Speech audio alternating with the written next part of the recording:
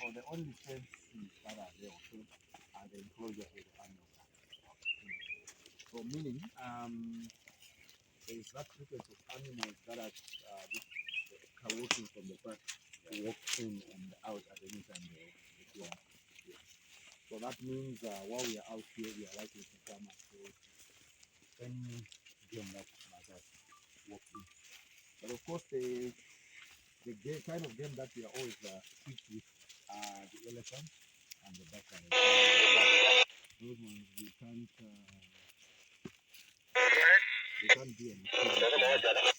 an activity while they're because walking young lions, in the case of the buffalo, of course they might be tempted to go for it, but in turn, when the buffalo charges back, they will run away from it. And when they run away, they would want to come to us to seek rescue. So that's why we'll have to make sure that there is no buffaloes or elephants. If there are any that have walked in, then we can always do the activity on the other side, the opposite side, so that we don't get to clash with them. That's right. But the rest, it's all fine, because when we clash with them, then the lions will chase them, and then they run away, or if they're unlucky, maybe killed in the process. So let's just talk about it. So we mind the wire here. This is the electric. This is the electric. Yeah, we put it high up. We just stop elephants from going this time.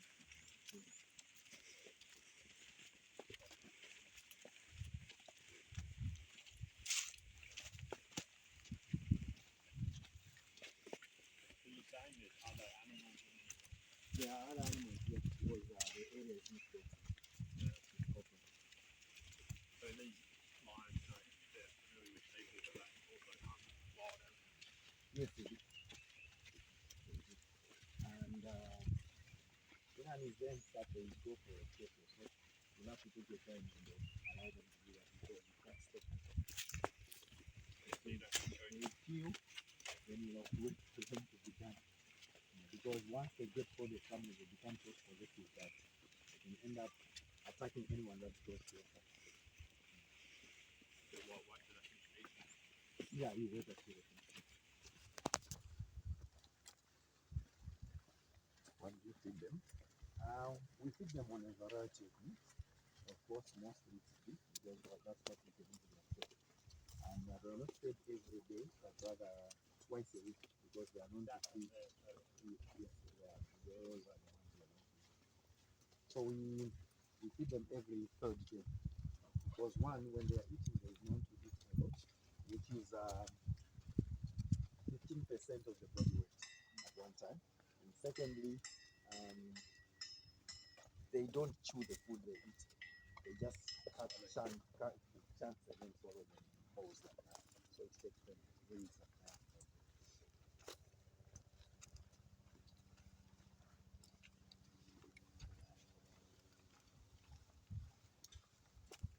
How many lions you have here? Apparently, we are having about 28 lambs. How many? 28. 28 lions. Yeah. Wow. With the youngest being about 6 months. Okay. The cubs also you have, huh? Yes. Then the second from the youngest are the same ones we're going to walk now. Okay. So that's one of the fully grown ones. He's about 5 years now. And his name is Eric. Eric, don't cry.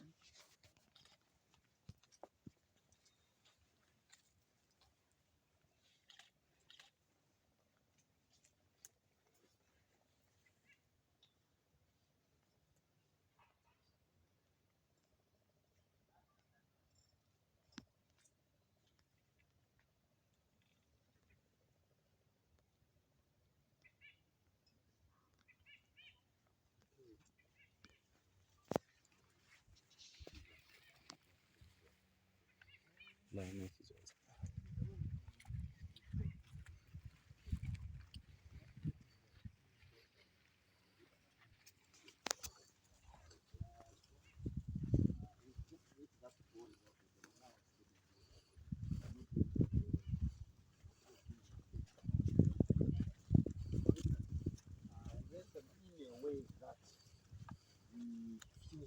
We fuse ourselves in activities that they do. For instance, lions are known to spend like most of the daytime grooming each other. they are known to hunt more at night. So grooming each other is a way that they strengthen the bonds amongst themselves and socialize. So we come in to stroke them as a way of grooming. So that is how we strengthen the bonds with us and them. Otherwise, there's nothing. That's right. So when they see us, they actually take us to, for fellow pride members.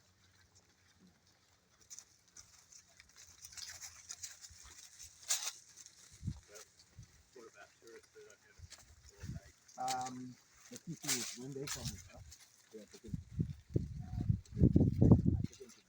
part of us, which is the means that they are part of the national. So if you did a That's why if you come by yourself, it's a different story. If you come by yourself, it's a different thing. They will not allow you. There, they can even apply. Because when you just walk in, you consider it's. So hence the reasons why before starting to do like this, you have to stand a little bit in front. Kind of saying, well, you are new members, please. Can you?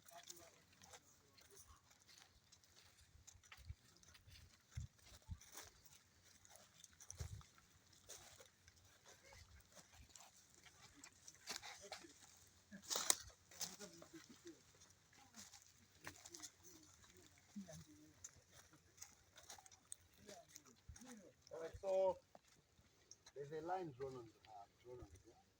So we all stand right on the line. And for those of us that are traveling as couples in a group, stand according to your traveling group or couple, so that we don't have a hard time in taking turns when it comes to interactions. No standing behind someone. I said we all stand on the line. Sir, excuse me. You are standing behind others. I want you on the line. So now, the reason why we ask you to stand on the line is that we want the line to see you. Because if you stand behind someone, to them, you are indicating that there's something that you're up to. So you are just looking for that opportunity to execute your plans. And they are animals with a specific principles of attacking whenever they're not so certain about something. So if you hide, the only way they can find out, the only way they can make you reveal your intentions is by attacking. That's why if you realize, you find that out in the natural habitat, there are those sudden or abrupt attacks. It's because they are not so set. The body language suggests that there's something to that, and then they are not so sure what that is. So in trying to defend themselves, they will attack. So that's how they live their life. Hence, it has been found that, or concluded that, man is taken for a competitor or an enemy. So he's a natural enemy to the lions. They take it that two-legged creature, it's either you kill it or it kills you. That's right. And the difference with these that are raised up in captivity is that, no, that two-legged creature is actually a friend, because that same creature can give you food, can give you some massage and stuff like that. So you see the difference. So these ones take man to be a friend. Those in the world take man to be an enemy. So that's how life is. But all the same, because they are animals that live by instincts, we don't take things for granted. Hence, we take conscience when we are around them, making sure that we do the right thing at the right time. So now that we've gotten closer to them and we're standing in a group like this, there is no isolation. If you try to isolate yourself, then you will now be looked at as an intruder. Yes. So it's once together, always together. That's the principle when you're around lions. Okay.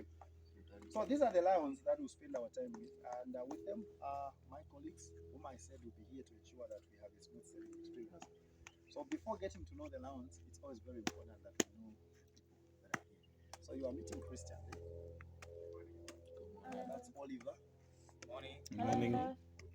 Good morning. Hi.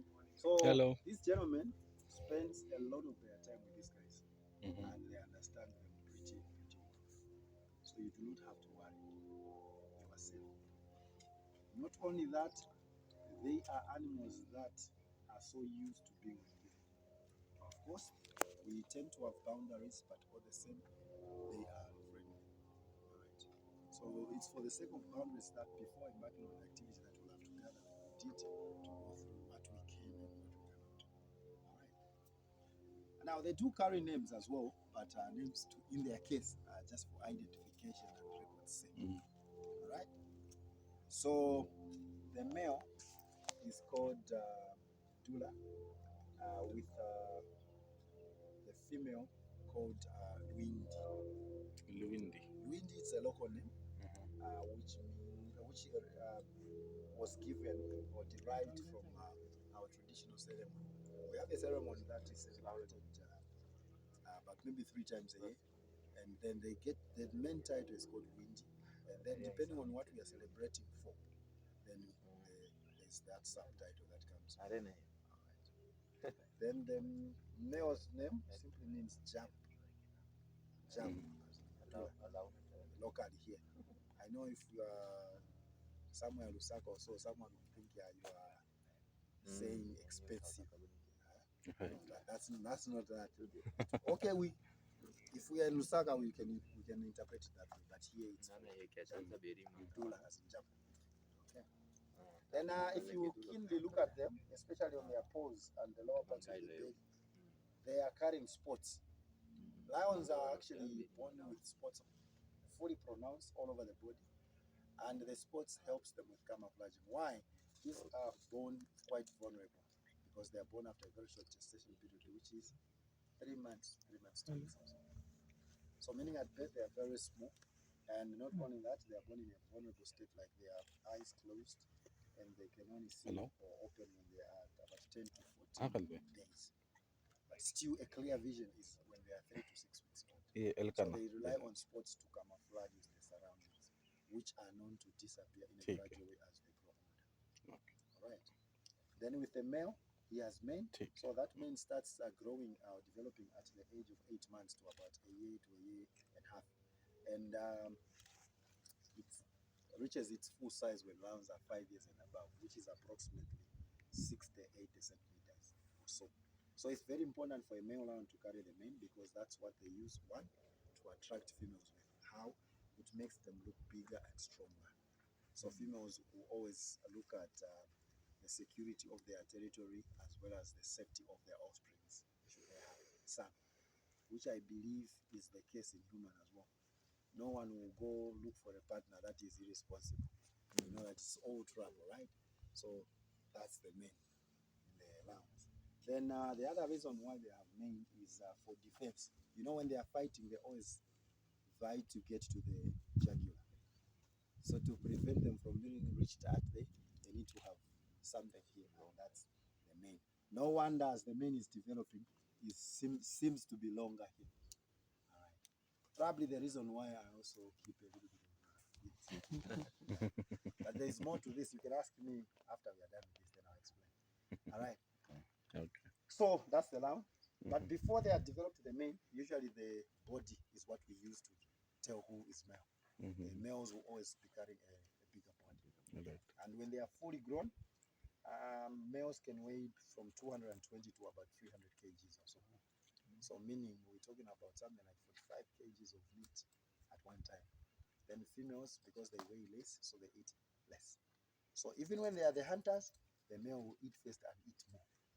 Right. All right. In some cases, that's what happens in human homes as well. We don't cook yet, we eat a lot. No, with us it's different, madam. Women always they have to taste salt, things like that, so they eat a lot. So we'll have a practical demonstration coming through from my colleague Andrew. Then after he has done so, we can kickstart the interactions.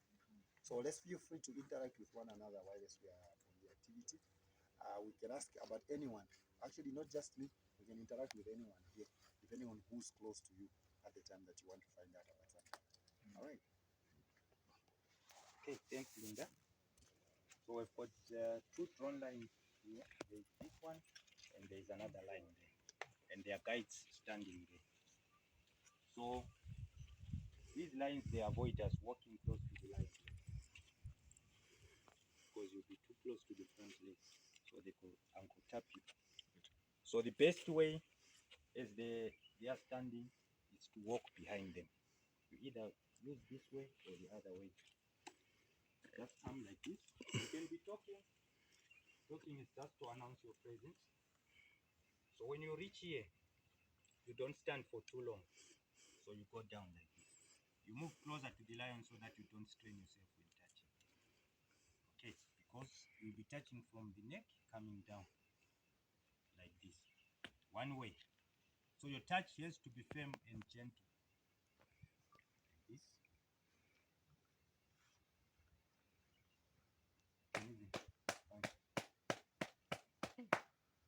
So you don't touch on top of the head, you don't touch the paws, you don't play with the tails when they are lying down like this. Unless when they are walking or standing, that's when you can say pick up the tail. Yeah. So sometimes, especially when you give them a light touch, they either wag their tails or check who's behind them. That's when we use this stick. This is the extension to your hand and the toy to the lion. So you forward it to the mouth of the lion that is looking at you like this. While least you touch. So if there are two, you can swing the stick like this. So if they ignore your stick, you just put it down. You continue touching. Sometimes they may change positions or they may stand. You are required to stand as well. You walk 1 or 2 steps backwards. Wait for the lions to settle down. If you feel like you want to continue touching, you can continue touching. But if you feel like you are done, you just walk behind the guides again to join the group. Okay, Linda? Okay, thank you, Andrew. So we say ladies first. So maybe we start with you, Manda.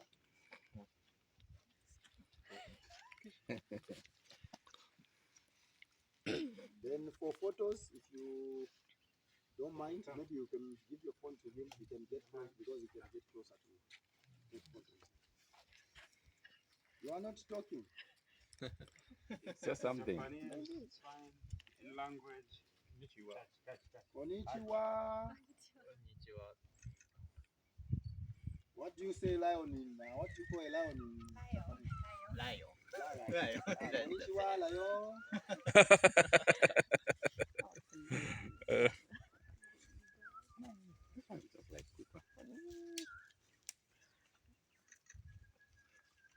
So he's walking away from the group. Remember what I said? So see the way they are looking at him. They are looking at him curiously. It's because of him isolating himself from the group.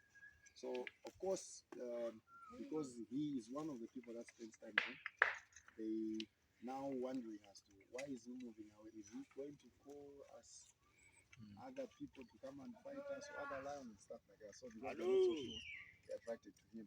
So he's doing that deliberately. He wants them to open their eyes and then seem like they are posing for the photo because they are not photogenic. And at the same time preventing them from looking at the person behind. Because we know, being the first time, like we're asking, if they constantly look at you, they will end up instilling fear in you. And then you start They're looking this side. shaking and things like that. So that's why they're looking at this side. Yes, they are looking at you. Right. Is the head of the lion Come again? the head of the lion Yes, bigger yes. than Actually, when they are younger, like I said, it's the body and the head that you have to use to tell them apart. In most predators, this is the species of a predator in whom sexual dimorphism is so well together. In other species, you have to mostly look at certain features to be able to figure out who is male, and usually you have to do that from close range. Yeah. And then with hyenas is opposite, direct opposite.